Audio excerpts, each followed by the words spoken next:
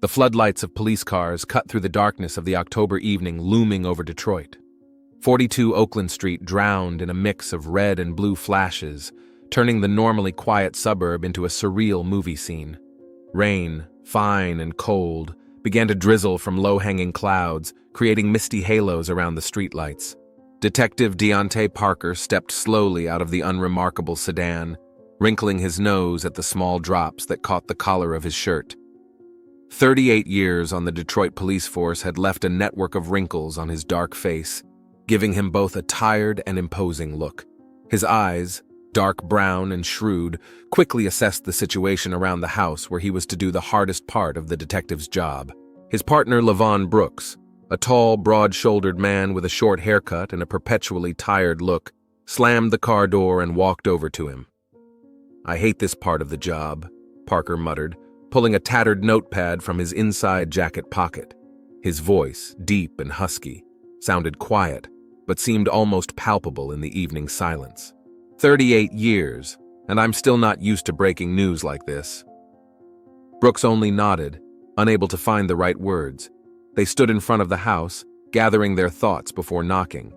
The two-story brick house, with its neat lawn and flower beds, looked like a model of middle-class prosperity. It was hard to imagine that the owner of this house had been found dead in the city's industrial district a few hours ago. His body cut up so brutally that even seasoned forensic scientists averted their eyes. "Leroy Diggs," Parker pronounced, flipping through a notebook whose pages were slightly wet from the rain. 45 years old, owner of an auto parts store on Woodward Avenue, married, no children, found this morning in an abandoned warehouse by the river. Multiple stab wounds. Medical examiner says it was a real massacre. Brooks grimaced, his broad shoulders slumping slightly. Someone hated him a lot. 11 stab wounds, most in the chest and neck area, not just a murder, an execution. And we're going to have to find out who. Parker closed his notebook and headed determinedly for the front door, his footsteps leaving wet footprints on the sidewalk. 3 confident knocks on the door echoed hollowly. It took nearly half a minute before leisurely footsteps were heard inside. The door slowly opened, and a woman stood before the detectives. Chanel Diggs was a beautiful woman, with brown skin and short, curly hair that elegantly framed her oval face. Now her eyes, large and expressive, were red from recent tears, and her face was frozen with an expression of worry mixed with exhaustion. "Oh, Mrs. Diggs?" Parker asked, showing his badge, the gilding of which gleamed dimly in the dim light of the hallway. "I'm Detective Parker. This is my partner, Detective Brooks. We're from Homicide. May I come in?" Chanel froze in the doorway. Her eyes widened with horror. Her fingers frantically gripped the doorknob as if looking for support. "Homicide? Did something happen to Leroy?" Her voice trembled, but there was more foreboding than surprise in it, which didn't escape Parker's attention. "Ma'am, we'd better talk inside," Brooks suggested softly, his deep voice sounding soothing, though his eyes read sympathy and wariness. The woman stepped back automatically, letting the detectives into the house. It was warm and cozy inside. Framed photos on the walls depicted a smiling couple at different moments of their lives. A soft sofa with colorful cushions invited to sit down. Neatly arranged books on the shelves spoke of order and attention to detail. An ordinary happy life that was about to be shattered by the words the detectives were about to utter. Chanel sank to the edge of the living room couch, her hands restlessly rubbing the hem of her homemade dress. The room was tastefully decorated, light-colored walls, dark furniture, a few abstract paintings in a modern style. On the coffee table was a photograph, Chanel and a middle-aged man, both smiling, holding hands against the ocean. "That's Leroy, isn't it? Did something happen to him? He didn't come home last night? Didn't answer his cell phone?" Her voice broke, and she took a deep breath, trying to pull herself together. Parker sat down across from her, leaning forward and clasping his hands together. His massive figure seemed out of place among the elegant furniture. Brooks remained standing by the door, as if guarding the exit, his attentive gaze sliding around the room, noting details, a new big-screen TV, an expensive sound system, fresh flowers in a vase, the home of a man who was doing well. "Mrs. Diggs, I'm very sorry to tell you this. Your husband's body was discovered this morning. According to preliminary reports, it's a homicide." Parker said the words in an even, professional tone, but something akin to sympathy flashed in his eyes. He'd uttered the phrase hundreds of times in his career, and each time it sounded like a judgment, not just for the victim, but for those left to live with the loss. The silence that followed those words was palpable. Chanel froze, as if transformed into a statue. Her eyes glazed over, her gaze staring somewhere through the detective. Then she made a sound, not a scream or a sob, but something in between, a low, muffled groan, as if something vital had been ripped out of her. Her hands rose to her face, fingers pressing hard into her skin, leaving red marks. "No," she whispered, rocking back and forth. "No, this is a mistake. It can't be Leroy, not him. We've identified him from his driver's license and fingerprints," Brooks explained, his voice sounding softer than usual. "And we'll need you to formally identify the body when you're ready." Chanel covered her face with her hands, her shoulders shaking with the sobs she was trying to hold back. Tears trickled through her fingers, leaving dark paths on her cheeks. The detectives waited silently, giving her time to realize what had happened. The room began to hear the ticking of the wall clock, an inexorable reminder that time marches on, regardless of tragedy and loss. Finally, Parker pulled a plastic evidence bag from his pocket that contained a photograph. He placed it on the coffee table in front of Chanel. "Did this ring belong to your husband?" The photograph was a gold ring with an engraved band inside. Chanel lowered her hands and looked at the picture. Her face contorted with a new wave of pain, as if this image finally confirmed the reality of what was happening.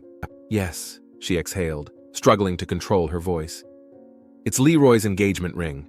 I got him a new one for his 5th wedding anniversary, engraved. Forever yours, shish. He never took it off." "It was found next to the body," Parker said, picking up the photo and carefully returning it to the bag.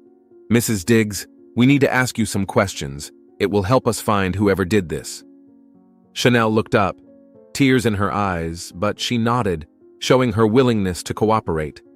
Something else began to emerge through the pain and shock, determination, or perhaps a need to understand why this happened. Who would do such a thing? Her voice became firmer, a genuine perplexity in it. Leroy never hurt anyone. Everyone loved him. He was a good man. "When was the last time you saw your husband?" Brooks asked, pulling a notepad and pen from the inside pocket of his jacket. Chanel ran a hand through her hair, trying to gather her thoughts. Her eyes paused for a moment on the photograph on the table. "Yesterday morning, before work. He was as usual, calm, in a good mood. Said he'd be late at the store, inventory or something. We kissed before he left." Her voice shook on the last words. "When he didn't come back for dinner, I called, but he didn't answer. I thought maybe he was out with friends. Sometimes he does that. Didn't want to be a clingy wife." Her voice broke again, and she covered her face with her hands, unable to hold back a new wave of emotion. Her shoulders shuddered with silent sobs. Brooks held out a box of tissues to her on a nearby table. "Mrs. Diggs, did your husband have any enemies?" Parker asked softly when the woman had calmed down a bit. "Someone he had conflicts with, maybe over work?" Chanel shook her head, wiping her tears with a tissue. "Leroy was the kindest man I knew. He was respected by everyone. He worked in a machine store for 20 years before he saved enough to open his own store. 3 years ago it happened. He was so proud." A shadow of a smile flashed across her face, quickly replaced by a grimace of pain. The store was doing well. The customers loved him. Leroy was always honest, never overpriced, helped those in need. "What about your personal life?" Brooks asked cautiously, watching the woman's reaction carefully. "Did your husband have any secrets?" Chanel tensed, her gaze darting to the detective and then away. Her hands that held the napkin visibly clenched, crumpling the thin paper. "I don't know what you mean." Her voice became a little higher, a note of defense in it. Parker noted the reaction, but decided not to press. It was too early for a direct confrontation. More information needed to be gathered first. "Just standard questions, ma'am. We need to get a complete picture of your husband's life to see who might have wished him harm." The woman nodded, but something in her demeanor changed. It was as if she had shut down, withdrawn into herself, her gaze becoming more cautious, assessing. "Of course I understand, but Leroy had no secrets. At least from me," she said the last words more quietly, as if she wasn't entirely sure they were true. "Who are your closest friends or relatives?" Parker changed the subject. "Someone to be with you during this difficult time?" Chanel relaxed a little, clearly relieved at the change in direction of the conversation. "The Wiltshires live across the street," she answered quietly. "Ezekiel and Tanisha. We've been family friends for 15 years. Their son Jabari and Leroy were—" She stammered, picking up the word, her fingers beginning to nervously rub the napkin again. "Close." Brooks raised an eyebrow, glancing over to Parker. "Close? Yeah, like father and son," Chanel quickly added, noticing the detective's interest. "Leroy and I didn't have children of our own, and Jabari always reached for male company. Ezekiel worked a lot when Jabari was a teenager. Leroy often took the boy fishing, taught him how to repair cars. They were attached to each other." Something uncertain slipped into her voice. Not quite bitterness, but not a simple statement of fact either. Parker made a mental note to pay special attention to that relationship. "Understood," Parker nodded, making a note in his notebook. "We'd like to talk to them. Maybe they know something or have noticed something unusual lately." "Sure." Chanel rubbed her hands together restlessly. They'll be shocked, especially Jabari. He's very attached to Leroy." The detectives asked a few more routine questions about Leroy's daily routine, his habits, recent calls or visitors, unusual occurrences. Chanel answered calmly, but the longer the conversation went on, the more Parker noticed inconsistencies and omissions in her answers. She seemed to be telling the truth, but not the whole truth, leaving out something important. Finally, the detectives rose to leave. At the door, Parker turned around, his massive figure seeming even more imposing against the doorway. "Mrs. Diggs, if you think of anything that might help with the investigation, anything at all, please give us a call." He handed her a business card with his name and phone number printed on it. My condolences. It's a tough loss." Chanel Diggs took the card, her fingers trembling slightly. "Find whoever did this," she said quietly, looking straight into the detective's eyes. "Please." Once outside, the detectives walked in silence toward the house across the street. The rain had intensified, droplets pounding monotonously on the roofs of parked cars. The Wiltshire house was more modest than the Diggs' a single-story, one-story house with a somewhat neglected lawn and an old dark blue pickup truck in the driveway. The paint on the door was starting to peel, and one of the windows was taped up with duct tape instead of properly repaired. The lifestyle here was clearly different from what they'd seen at the victim's house. "What do you think?" Brooks asked as they crossed the street, trying to avoid the puddles. Parker rubbed his chin thoughtfully, where the evening stubble was beginning to show. "There's something she's not telling you. Did you notice how she reacted when we asked about her husband's secrets? And that mention of intimacy between Leroy and the neighbor's son? Something's not right here. You think she's involved?" Brooks lifted the collar of his jacket, trying to shield himself from the rain. "It's too early to tell, but my instinct tells me this isn't a random attack. The victim wasn't robbed, and the murder was too violent, too personal. Someone really wanted Leroy Diggs dead, and that someone probably knew him personally." The door of the Wiltshire house opened after the second bell rang. A large woman with a tired face and a worried look stood on the threshold. Tanisha Wiltshire looked about 45, but a hard life and constant worry had added to her age. Her skin, dark brown and smooth, contrasted with the graying hair gathered in a tight bundle at the back of her head. She was dressed in simple work clothes, jeans and a flannel shirt, her hands showing signs of homework. "Mrs. Wiltshire? Tanisha Wiltshire?" Parker asked, showing his badge. "I'm Detective Parker. This is Detective Brooks. We're investigating a case involving your neighbor, Leroy Diggs. May I come in?" The woman's face contorted with alarm, her eyes widened, and the hand holding the doorknob visibly tensed. "Has something happened to Leroy? Does Chanel know?" "We've just been to see Mrs. Diggs," Brooks replied, trying to speak calmly and professionally. "We'd like to ask you a few questions, if possible." Tanisha stepped back, letting the detectives into the house. Inside was dark and cramped. The furniture shabby but clean, the walls covered with simple framed pictures of the family. The living room was small, with a couch that had seen better days and a television that seemed to be the most expensive item in the room. In one of the photos, Parker noticed a young man in work clothes next to an older man, presumably Jabari and his father. The young man had an athletic build and an accommodating smile. His eyes, even in the photo, radiated energy and cheerfulness. "Ezekiel! Ezekiel, come here!" called out Tanisha in the back of the house. "The police are here asking about Leroy!" From the hallway came a tall, wiry man in his 50s with graying hair and a hard stare. Ezekiel Wiltshire moved with the dignity of a man used to relying only on himself. His hands were calloused, the hands of a man accustomed to physical labor. He was dressed simply but neatly, dark pants and a blue shirt rolled up to the elbows, exposing strong, wiry forearms. "What happened to Leroy?" he asked in a husky voice that had a note of worry and wariness in it. Parker sighed, preparing to say the hard words for the second time that day. "Mr. Wiltshire, I'm sorry to report, but Leroy Diggs was found dead this morning. According to our records, it's a homicide." Tanisha ahed, settling back into the nearest chair, her hand instinctively rising to her lips as if trying to hold back a scream. "God, no! Poor Chanel! How could this have happened?" Ezekiel Wiltshire froze in place, his face impenetrable as if carved from dark wood. Only his eyes betrayed the inner turmoil. They narrowed. Something resembling anger or perhaps fear flashed in them.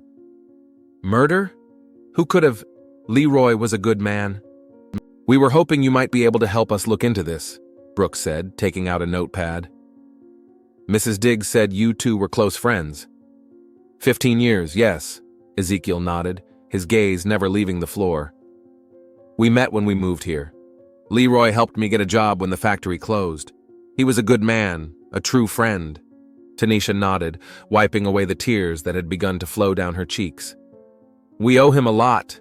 He was always kind to us, especially Jabari. Leroy was almost like a second father to him." Parker noted how Ezekiel tensed slightly at those words, his hands clenched into fists before he consciously relaxed them. "When was the last time you saw Mr. Diggs?" Parker asked, pulling out a notepad. Ezekiel faltered, rubbing his chin, his gaze darting to his wife before returning to the detective. "A couple days ago, I guess. Haven't seen much of each other lately." Parker noted it in his notebook, his pencil leaving a clear mark on the rain-damp paper. "Why? Was there a fight between you two?" Ezekiel straightened slightly, his shoulders tensing as if preparing for defense. "No, just work, you know. I'm at the construction site. He's at his store. Everybody's got their own thing going on." Tanisha cast a quick glance at her husband, something akin to surprise flashing in her eyes, but she remained silent, lowering her head and continuing to rub the edge of her blouse. "Is your son home?" Brooks asked suddenly, his voice sounding deceptively casual. "Jabari, right?" Tanisha and Ezekiel exchanged quick glances that read concern and something else like tacit agreement. "Yes, he should be in his room," Tanisha replied, her voice trembling slightly. "Jabari, come down here please, the police are here." Footsteps were heard from the back of the house, slow and uncertain at first, then more determined. A few moments later, a young man emerged from the hallway, tall, athletically built, with short-cropped hair and a tense look in his eyes. Jabari Wiltshire was dressed in a simple white t-shirt and jeans, but even in these casual clothes he looked unusually attractive. His face, with clear features as if sculpted by a sculptor, now expressed a mixture of curiosity and wariness. "What's wrong?" he asked, shifting his gaze from his parents to the strangers in the smart suits. "Jabari, these are Detectives Parker and Brooks," Tanisha introduced, her voice sounding unaccustomedly formal. "They're investigating Leroy's death." The young man's face changed instantly. The color seemed to fade from his cheeks, leaving his skin an ashy gray. He took 2 steps back as if from a blow. "What, Leroy is dead? How? When did this happen?" His voice trembled, notes of genuine shock and pain audible in it. "His body was found this morning," Parker replied, watching the young man's reaction carefully. When was the last time you saw Mr. Diggs? Jabari ran a hand nervously through his short-cropped hair, his eyes darting around the room as if avoiding the detective's direct gaze. Don't remember exactly. Maybe a week ago. A week? Brooks interjected, making a note in his notebook. And you don't remember under what circumstances you saw each other? Just on the street, saying hello. Jabari avoided making eye contact with the detectives.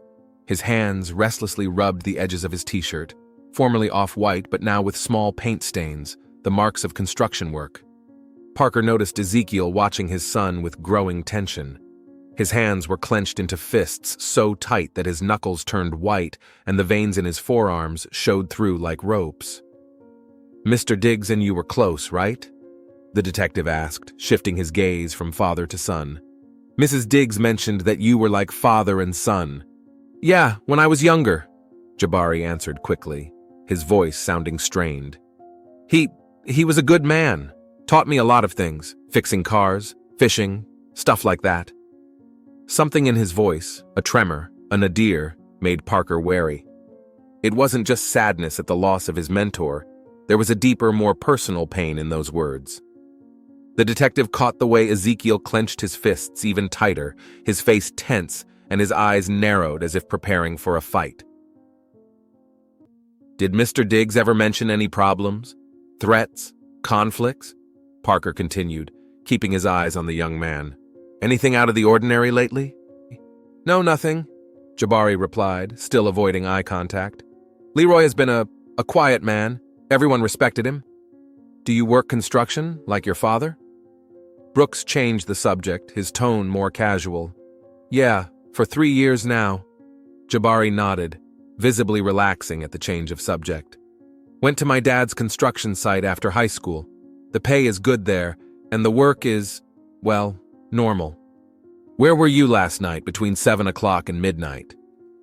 The question, asked in a calm, almost careless tone, had the effect of a bomb going off. Jabari flinched, his gaze darting to his father and then to his mother, as if looking for clues or support. Yeah, I was at home, watching TV. Can anyone confirm that? Me, Tanisha quickly interjected, her voice sounding an octave higher than usual. We watched a movie together. Ezekiel was home too.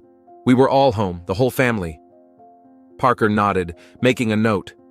Something was definitely off in this family. The tension in the room could have been cut with a knife. It was clear that all three were hiding something, and that something had everything to do with Leroy Diggs. Jabari! The detective stepped forward, shortening the distance between himself and the young man. We need to ask you a few more questions. It would be best to do it at the station. At the station? Tanisha shrieked, her face contorted with fear. Why? My son hasn't done anything. He was home with us all night. It's just standard procedure, ma'am, Brooks replied, his voice sounding soothing. Your son is not under arrest. We just want to learn more about his relationship with the victim and perhaps get some information that will aid in the investigation. Ezekiel stepped forward, stepping between his son and the detectives. His figure, tall and wiry, radiated menace like a taut spring, ready to straighten at any moment. My son isn't going anywhere. You can't make him. Unless you have a warrant or charges, you have no right. Parker met Ezekiel's gaze calmly, not giving in to the provocation. Then he slowly shifted his gaze to Jabari, standing behind his father's back. Jabari, if you have nothing to hide, this is just a formal conversation to help us find your friend's killer. If you refuse to cooperate, we can come back with a warrant and then things will get much more serious. The young man looked cornered. His gaze darted between his parents and the detectives, reading the internal struggle, fear and something else, something like a need to speak out, to be free of the weight of the mystery. I'll go, he finally said quietly but firmly. I haven't done anything. I want to help find who did it. Jabari, no! Ezekiel exclaimed, his voice breaking on the last word. He turned to his son, his face contorted with a mixture of fear and anger. You don't have to go anywhere. They're just trying to blame it on someone else. Dad, it's okay. Jabari put a hand on his father's shoulder, his voice sounding surprisingly calm for a man in this situation. I don't have anything to hide. I want to help the investigation. Ezekiel tensed, his face contorted with worry and fear. Parker couldn't pinpoint the exact emotion, but something in the man's reaction seemed excessive for the situation. It wasn't just a father's fear for his son, but something deeper, more personal. "We'll get your son back as soon as we're done talking," Brooks assured the parents. "You can come to the station if you want, wait in the waiting room, or even be present for the conversation, if Jabari doesn't mind." "I'll be there," Ezekiel stated firmly, his gaze becoming hard and determined. "Let me get the car keys." He quickly disappeared down the hallway, his footsteps sounding heavy and determined. Tanisha hugged her son, whispering something in his ear. Jabari nodded, his face pale but determined. Parker turned to Brooks and said quietly, "Something is definitely wrong here. The father's too nervous. The son clearly knows more than he's saying." "I agree," Brooks nodded. "The kid knows more than he's saying, and I'm willing to bet his relationship with Diggs was more complicated than just mentor and mentee." The interrogation room at the Detroit police station was typical. Bare walls painted a dull gray-green, a simple metal table, 3 chairs, and a large mirror that hid the observation room. Jabari Wiltshire sat with his hands clasped in front of him on the desk, his eyes downcast, his shoulders tense. Parker and Brooks sat across from him, a thin folder of photographs and preliminary crime scene reports lying between them. "Jabari," Parker began, his voice sounding calm and professional, "we're not here to accuse you of anything. We just want to know the truth about your relationship with Leroy Diggs and what may have led to his death." The young man was silent, his fingers nervously interlaced, his hands showing calluses from hard work on the construction site. He looked like a man who was used to physical labor, but right now his strength and stamina couldn't help him deal with the emotional stress. "Your father is waiting in the waiting room," Parker continued. "But you're a grown man, and this conversation will remain between us, unless you had something to do with the murder." Jabari looked up, tears in his eyes, which he tried to hold back. "I didn't kill him," he said quietly but firmly. "I would never hurt Leroy." There was such genuine pain in his voice that even Brooks, who had seen all manner of suspect tricks, believed him. "Then tell us the truth," Brooks asked gently. "When was the last time you actually saw Leroy?" Jabari took a deep breath, as if gathering his strength for a leap into the cold water. His shoulders slumped, as if he was shedding a heavy weight from them. "The night before last. We met at his store after hours." "Why?" Parker asked, maintaining the calm, casual tone of the conversation. The young man closed his eyes, his shoulders slumped even lower, as if under an invisible weight. We had a relationship." There was silence in the room, broken only by the hum of the fluorescent lights and the barely audible creak of the chair as Brooks shifted slightly in his seat. The detectives glanced around, exchanging a silent confirmation of their suspicions. "Relationship?" Brooks clarified, though the answer was obvious. "Of what kind?" "Romantic." Jabari opened his eyes, a look of determination and something else. Relief, as if he'd finally shed the weight of a secret. "We dated for almost a year. Secretly, of course. No one knew. At least that's what we thought." Parker leaned back in his chair, processing this information. It explained a lot. The tension in the Wiltshire household, Chanel's strange behavior, Ezekiel's unusual reaction. "You say you had an affair with Leroy Diggs, who was 20 years older than you and married to a woman who lived across the street from your parents?" "Yes." Jabari straightened up, as if preparing to defend his feelings. "I know how that sounds, but it's true. It started by accident. I used to help him at the store on the weekends, moonlighting there sometimes. We talked a lot. He was different from everyone else around him. He understood me, my dreams, my fears. He didn't judge." There was a genuine tenderness in his voice when he spoke of Leroy, a feeling that was hard to imitate. His eyes stared off into the distance, as if he saw before him not the wall of the interrogation room but the face of a loved one. "Did Chanel know about this?"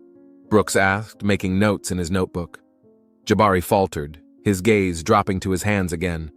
"Yeah, I'm not sure. Sometimes I thought she was guessing. There were times when she looked at me strangely when I went to their house. But we were very careful. We'd meet at the store after hours, or sometimes go out of town where no one knew us. And your parents? The young man tensed, his gaze hard. No, they wouldn't have understood, especially my father. He's very traditional. To him, family is husband, wife, children. He doesn't recognize anything else. He's always been proud of me. I'm his only son, the continuation of the family. If he were to find out... Jabari didn't finish the sentence, but there was fear in his voice, not for himself, but for his father's reaction, for what this would do to their relationship. Parker made a note in his notebook. The picture was beginning to take shape, but there were still a lot of questions. "Tell us about your last meeting," the detective asked. "The night before last at the store." Jabari rubbed his face with his hands as if trying to gather his thoughts. "It was a normal evening. I came in around 8 after work. The store was already closed to customers. We talked, had a little wine. Leroy had a small collection. He liked good wine. He seemed restless, not his usual self. Said he had some things to think about, but didn't explain what. We were together for a couple hours, just talking, being close. We parted around 10 o'clock at night. He was going to close up store and go home." "And that was the last time you saw him? He didn't call? Didn't text?" "No. I sent him a text yesterday morning. Wished him a good day as usual, but he didn't reply. I didn't pay much attention to it. He had days when he was busy, or just didn't want to socialize. He said sometimes he needed space, time to think." Parker leaned forward, his massive figure seeming even more imposing in the cramped space of the interrogation room. "Jabari, do you know anyone who might have wanted to harm Leroy? Who might have found out about your relationship and reacted aggressively?" The young man tensed, his gaze becoming fearful, as if the detective's question had awakened some disturbing suspicion in him. "Yeah, I don't know. Have you ever thought of telling your father?" Brooks asked suddenly. "How do you think he'd react?" Jabari turned pale, his hands involuntarily clenched into fists. He wouldn't have understood.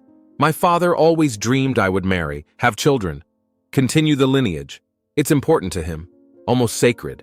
He always talked about grandchildren, how he'd teach them everything he knew. "So important that he could remove the obstacle?" Parker asked, watching carefully for a reaction. "What? No!" Jabari jumped up, his chair clattering backward. "My father is not a murderer. He would never... He's strict, yes, sometimes harsh, but he's not capable of such a thing." "Sit down, please," Brooks asked calmly. "We're just looking at all the leads. That's our job." Jabari slowly lowered himself into the chair, his face contorted with pain and internal struggle. "My father couldn't have done this. He didn't even know. No one knew." "Are you sure?" Parker asked. "Absolutely sure no one found out about your relationship? Maybe someone saw you two together? Or did Leroy tell someone?" The young man fell silent, his gaze becoming detached, as if he were remembering something, going over the events of the last few days. "A week ago, Leroy said he wanted to change everything that he was tired of hiding. He said life was too short to waste it on lies and pretense. He was going to tell Chanel, ask for a divorce." Jabari shook his head. "I said it was crazy, that we couldn't do that to our families, that it would ruin everything, both his marriage and my relationship with my parents." "And what did he say?" "He said he loved me, that he wanted a real life, not sneaking around, that he was willing to risk everything for us." Jabari covered his face with his hands. "I was scared, said I needed time to think, that I wasn't ready for that kind of change." "You think he told Chanel after all?" Brooks asked.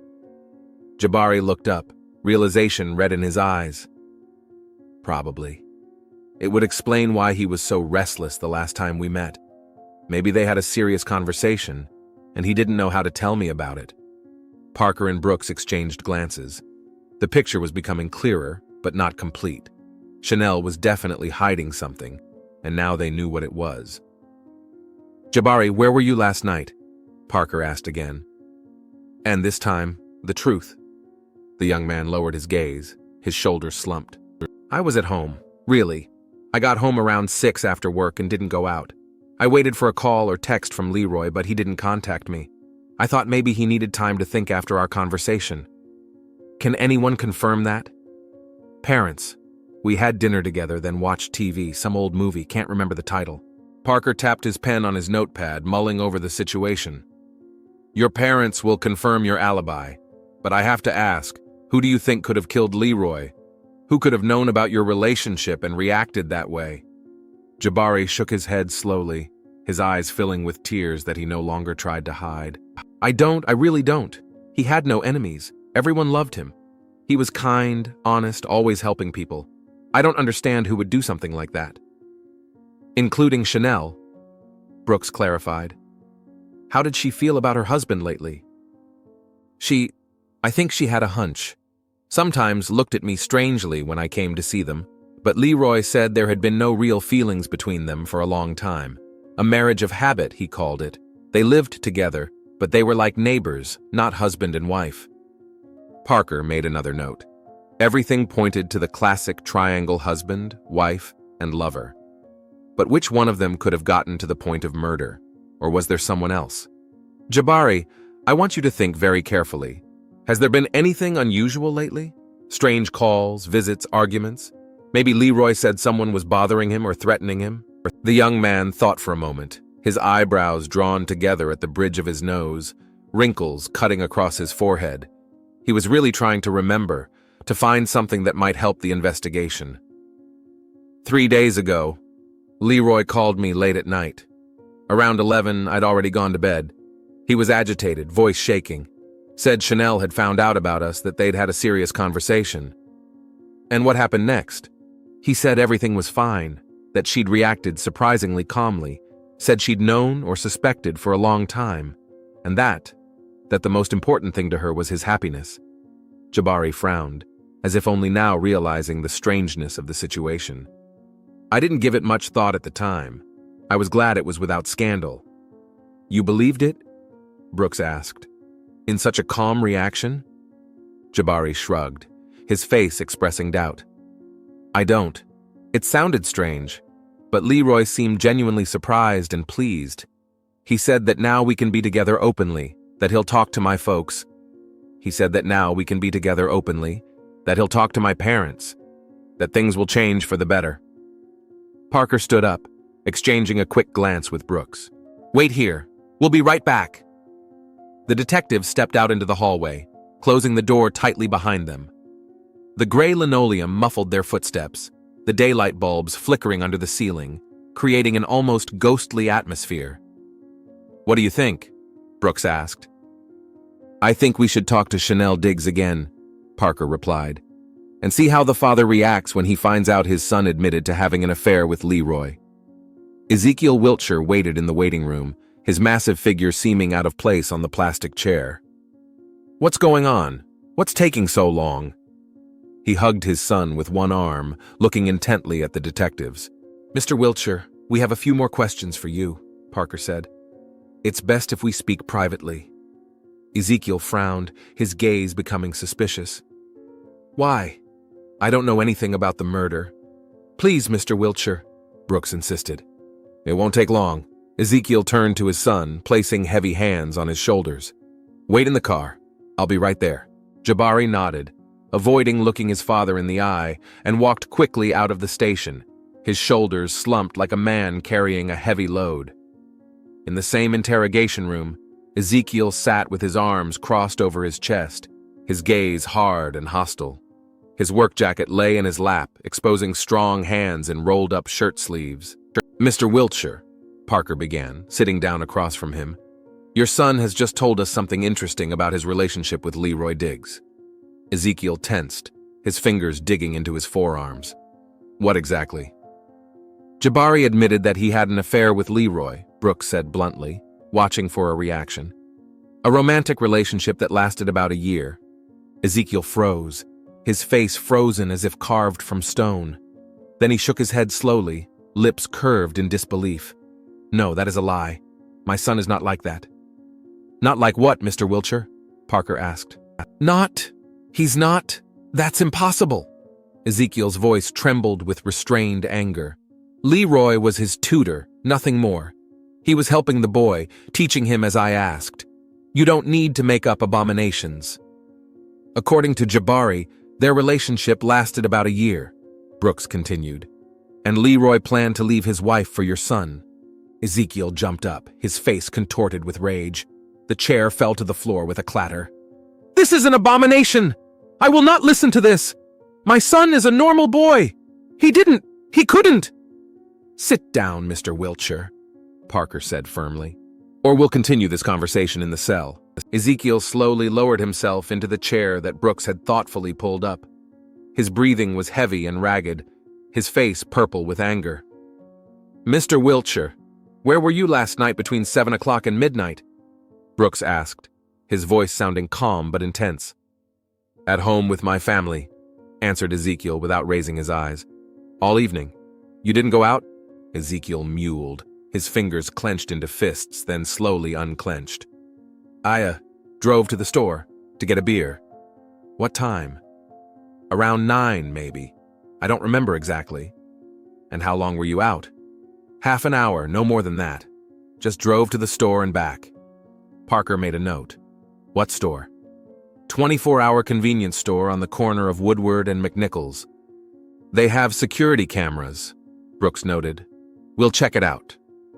Ezekiel swallowed, his anklet twitching, his eyes darting to the door for a moment, as if assessing the distance to the exit. Please check. Mr. Wiltshire. Parker leaned forward, his gaze absorbed into his interlocutor's face. Were you aware of your son's affair with Leroy Diggs before today? Ezekiel tensed, his eyes darting toward the door as if he were searching for an escape route. No, he said at last.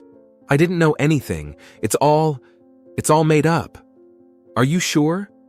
Because we've been told that Mrs. Diggs told you about them, that she came to you 3 days ago, upset that her husband was going to leave her for your son. Ezekiel's face changed. Fear changed to anger, then despair. He looked like a man cornered with no way out. I don't want to talk without a lawyer anymore. Parker and Brooks glanced over. They'd gotten what they'd come for, a reaction that spoke more than any words could. Of course, Mr. Wiltshire, Parker nodded. That's your right. But before we finish, I'd like you to know, we're going to talk to Mrs. Diggs again, and check the store's cameras. And if it turns out that you lied to us... Ezekiel jumped up, knocking over a chair, his face contorted with anger and despair, the veins in his neck swelling with tension. He has corrupted my son, spoiled him. 15 years of friendship, and this is how he repaid. He shouted, his face crimson with rage. Chanel came to me in tears, saying that Leroy was going to leave her for Jabari, that they were planning to leave town. She didn't know what to do. Parker rose, his hand instinctively resting on his gun. Mr. Wiltshire, calm down. I couldn't let this happen, Ezekiel continued, already quieter, his voice shaking with restrained emotion. My son, my only son. Leroy should have left him alone. I just wanted to talk, to explain. But he said he loved Jabari, that they would be together whether I wanted them to be or not. He said there was nothing I could do, that times have changed, that people like him and Jabari were no longer persecuted. He laughed at my faith, at my values. And what did you do, Ezekiel? Brooks asked quietly. Ezekiel collapsed in his chair, his shoulders slumped, all rage suddenly gone, leaving behind only devastation and fatigue. I had a knife in my car, for work. I don't remember how it happened. I was so angry. He was laughing, saying that Jabari was never happy with me, that I was a bad father, that I was living in the past. His voice broke. When I came to my senses, he was lying on the floor. There was so much blood. Parker exhaled slowly, exchanging a look with Brooks. Confession is always a tricky moment for a detective. The triumph of a solved case is mixed with the bitterness of realizing the human tragedy that often underlies it. Ezekiel Wiltshire, you are under arrest on suspicion of the murder of Leroy Diggs. You have the right to remain silent. Anything you say can and will be used against you in a court of law. You have the right to an attorney. If you cannot afford an attorney, one will be provided for you by the state. Do you understand those rights? Ezekiel covered his face with his hands, his shoulders shaking with silent sobs. I just wanted to protect my son, he whispered. Just to protect him from this temptation, so he could live a normal life, get married, have children. Brooks sighed, placing a hand on the arrested man's shoulder. "Mr. Wiltshire, I'm afraid you've lost your son more securely than if you'd let him live his life." Chanel Diggs was sitting in her living room when the detectives returned. The sun had already set, and the room was drowning in semi-darkness, lit only by a desk lamp. Her eyes were red from crying, but she looked collected, almost detached. "Did you find him?" she asked as Parker and Brooks sat down across from her. "Yes," Parker nodded. "Ezekiel Wiltshire confessed to killing your husband." Chanel closed her eyes, her lips trembling. "Did he say why?" "Because of your husband's relationship with his son," Brooks answered. "He found out about them and couldn't accept it." Chanel nodded, as if she'd heard what she'd expected. "Jabari, how is he?" "In shock," Parker said. "Mrs. Diggs, Ezekiel claims you told him about your husband's relationship with Jabari. Is that true?" Chanel opened her eyes, tears standing in them, but her gaze was direct and honest. "Yes, Leroy told me that he loved Jabari, that he wanted to be with him, that our marriage was a mistake." She grinned bitterly. 20 years together, and he calls it a mistake. "I was broken, confused. I went to Ezekiel thinking he must know that he could talk to Jabari, convince him." "Did you know that Ezekiel might react with violence?" Brooks asked. Chanel shook her head, but her look was unsure. "No. I didn't think. Ezekiel was always so calm, reasonable. I just wanted someone to help me stop this madness, to save our families." "You didn't suggest that your conversation with Ezekiel might lead to what happened?"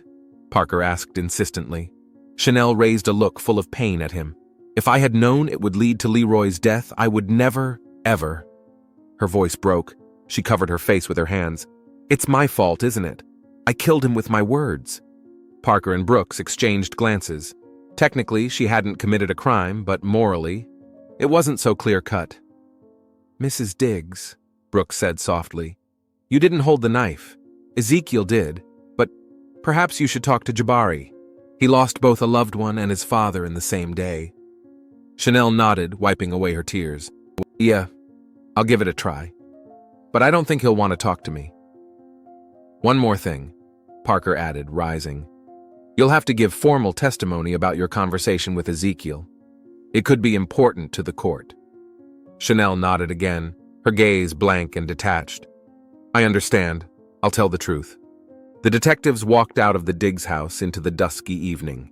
The street seemed quiet and empty. Only the police tape around the Wiltshire house, a reminder of the tragedy that had played out behind the faceless facades of ordinary houses. The rain had stopped, but the air was still damp, filled with the smell of wet asphalt and fallen leaves. Autumn in Detroit always seemed particularly melancholy to Parker, a time of wilting decay, quiet preparation for death in winter. "Sometimes I think we only fix the effects but never prevent the causes," Parker said wistfully, looking up at the darkening sky. "How long I've been working, and human nature doesn't change. The same passions, the same fears, the same prejudices." "That's the job," Brooks replied, taking out a cigarette and flicking his lighter. The red light flared in the twilight, illuminating the detective's tired face for a moment. "People will always do stupid things because of love, fear, prejudice. We just pick up the pieces." They walked in silence toward the car. A light burned in one of the windows of the Diggs house, a lone beacon in the encroaching darkness. At the same time, a few blocks away, a young man with a backpack stood outside the bus station. Jabari Wiltshire was staring at the schedule board, his eyes blank, his face impassive. The bus to Chicago was leaving in 15 minutes. He gripped the ticket tighter in his hand.